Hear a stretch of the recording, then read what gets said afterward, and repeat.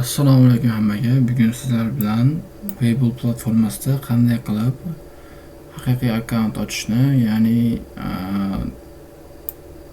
qulf bo'lgan bo'limlarni ochishni ham ko'rib chiqamiz. Xo'p, bu yerda o'z aslida Webull platformasiga akkaunt nimaga kerak? Ya'ni bu yerda order book bor, financial bor, analytic bor, order flow, curve action. Bular kimgadir kerak, kimgadir kerak emas. Shuning uchun foydalanilmaydi. Cash flow. Bu bo'limlar o'z aslida Webull platformasida akkaunt so'rish uchun qulf turadi, ya'ni ko'rinmaydi. Bu yerda newslar turadi. Passiv, negativ, natural deb. Shunaqa ulab qo'ysangiz ham bo'ladi.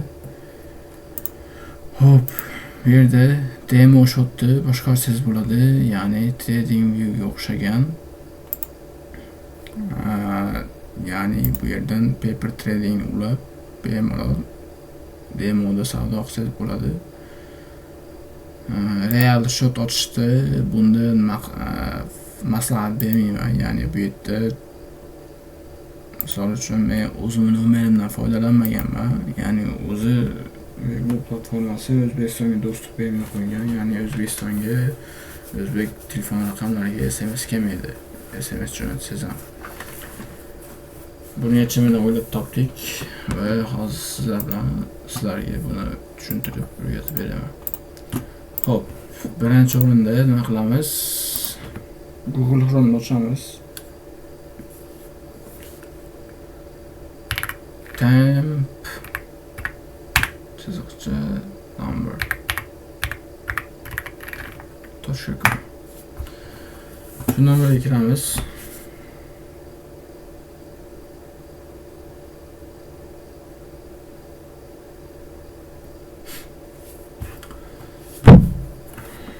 Hop, ungacha biz kirib bo'lgan. Bu yerdan Webull platformasidan menda akkaunt bor. Sizlarda sign up yoki sign turadi bu yerda. Shuni bosasizlar, men switch account qilib account qo'shiq qilaman. Bu yerda add account bosaman. Sizlarga ham xuddi shunaqa o'yin olishgan bo'ladi. Bu yerdan sign up qilamiz. Va nomer so'raydi. Buni United States ga o'tkazib, bu yerdan iloji boricha yangi bo'lgan nomer topishga harakat qilinglar.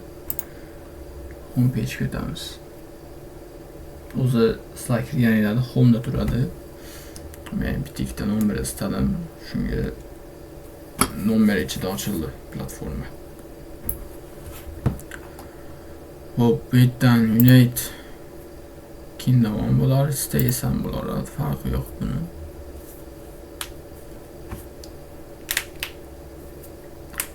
United States'e kirdik. İloji boricha eng yangi nomerlarni olishinglarni maslahat beraman, chunki qolgan nomerlar bloklangan yoki banlangan bo'lishi mumkin. Bu yerdan Lvoy bitasini olamiz. 14 soat bo'ldi. Bu yerdan kopiya qilamiz. Tashlaymiz. Kopiya bo'lmadi shekilli. Kopiya bo'ldi.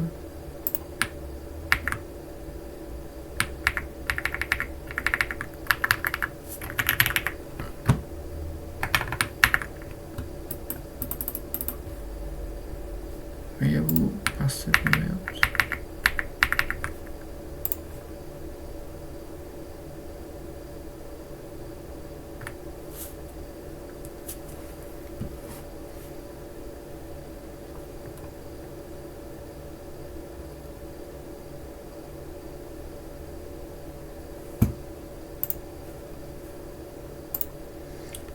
Boşluğun 11'sine görüyoruz.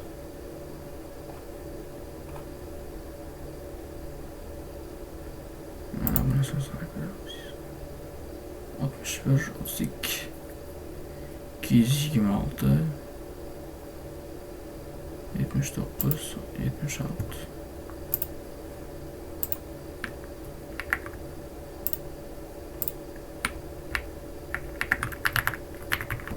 Ama öyle, koldaki ricamız.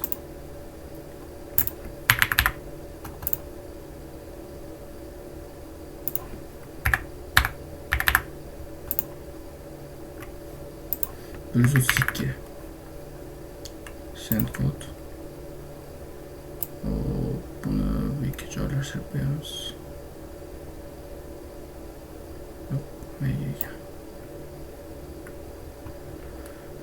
SMS kod ketdi. Kiramiz. Bu yerda 44 sekund oldim bittasi. Jo'natgan ekan, bizga yangi keladi. Refresh Messenger'da bosamiz.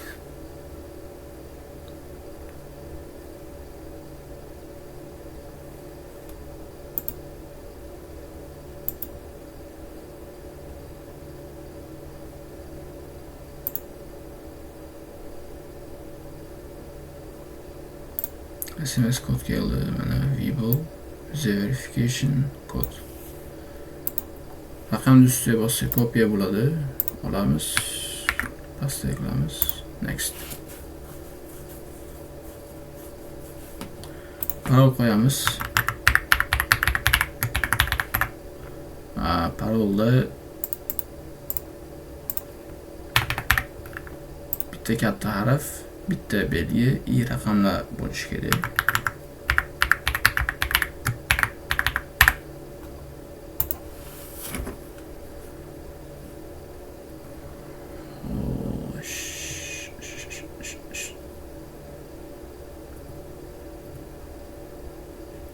Bizda akkaunt ochildi.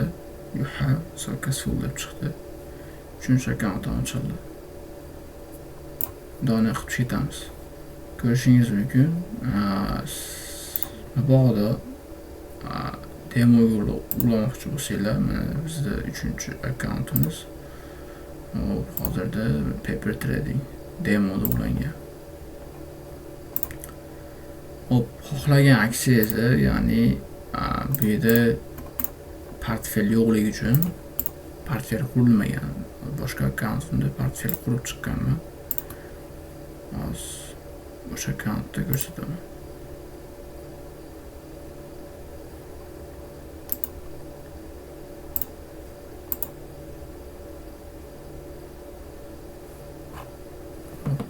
Mana o'zim aksiyalarni saralab chiqqanman. Hop. Misol uchun SMC aksiyasi bugun 10% ga o'sibdi. ORGX 15-16% ga o'sibdi. Hop. Bu yerda financialni ko'rishimiz mumkin, ya'ni kvartal yangiliklari, buni chorak yangiliklar deb qo'yamiz bularda. Balance sheet, income statement. Bular kimgadir kerak, kimlardir ishlatiladi. Men kam foydalanaman, lekin bu yerdan analytic order flow, current action, split, ya'ni aksiyalaringizni split bo'lganidan ko'rishingiz mumkin. Turli xil yangiliklar, newslar kelib chiqadi marketga boshlaysiz.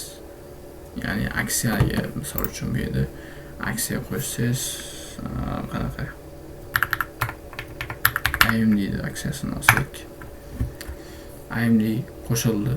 Ya'ni AMD bilan ORGX da yangiliklari kelib turadi.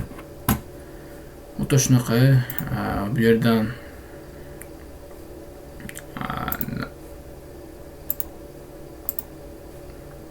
Paper Trading ulab qo'ysa, demo shotni analiz qilsangiz bo'ladi. Bu demo shot aytganimdek depozit qilishni maslahat bermayman, chunki bu Amerika nomeriga ochildi. Pulisiga kuyib olishingiz hech narsa emas.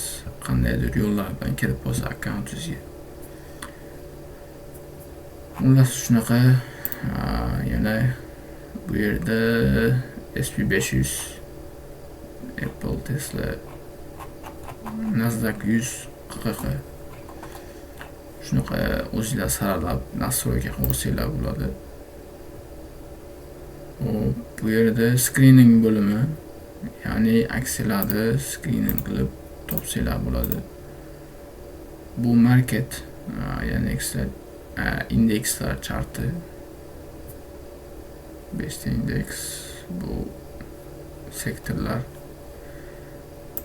Bir watchlist, ya'ni analistik bo'lim. Chartdan bemalol analiz qilsanglar bo'ladi. Bu o'sha sizlarni nimalar watchlistlar. Hop, men halol stok 350 tasini saralab olganman. Bu yerda dividend tushumlari, position bularda bor. Hop, albatta sizlar ko'rishlarni maslahat beraman. Video yoqqan bo'lsa like, podpiska, qandaydir savolinglar bo'lsa izohlarda yozib qoldiringlar. Javob berishga harakat qilamiz. Sizlar bilan samimiy bo'ldi. Kelgusi darslarda ko'rishguncha.